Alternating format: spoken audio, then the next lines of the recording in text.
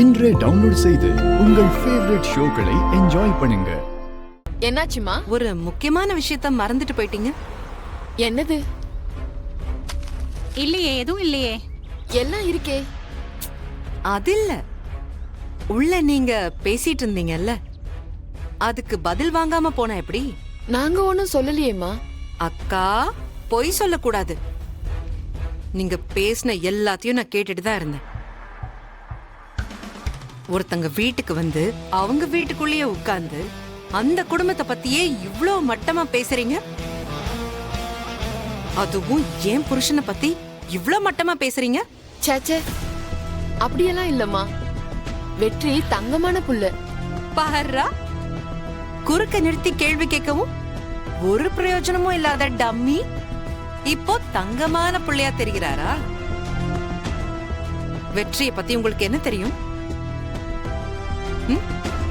அவர் இந்த தொகுதிக்காக ராத்திரி பகலா எவ்வளவு உழைக்கிறார் தெரியுமா? அவர் பொறுப்பா இருந்தாலும் இல்லனாலும் 24 மணி நேரமும் தொகுதியில பிரச்சனைன்னு யார் கூப்பிட்டாலும் எப்ப கூப்பிட்டாலும் போன் எடுத்து பேசுவார். பிரச்சனை பெருசா இருந்தா நேர்லயே வந்து நிப்பார். அவரால முடிஞ்ச உதவிகளை பின்விளைவுகளை பத்தி யோசிக்காம செய்வார். அது உங்களுக்கு தெரியுமா? பணம் கொடுக்கறதுக்கு 100 பேர் இருக்கலாம், ஆனா பிரச்சனைனா வந்து நிக்க வெற்றி மாதிரி ஒரு சில பேர் மட்டும்தான் இருக்காங்க. இப்ப அவரை பத்தி தப்பா பேசுனீங்கல்ல, உங்களுக்கு நாளைக்கு ஏதாச்சும் ஒரு பிரச்சனை வந்துச்சுன்னா அவர் வந்து நிப்பாரு. அத மறந்துடாதீங்க.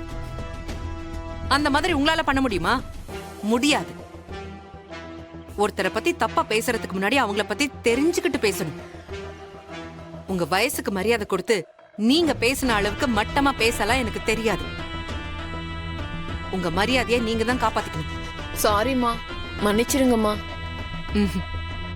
இது மன்னிக்கிறதுக்கான பிரச்சனை இல்ல, உங்களை நீங்க திருத்திக்கணும். இதே மாதிரி வேற குடும்பத்துக்கும் போய் அந்த குடும்பத்தை பத்தி மட்டமா பேசுற வேலையெல்லாம் வச்சுக்காதீங்க. அவங்க காதல விழுந்தா செவல திருப்பிடுவாங்க.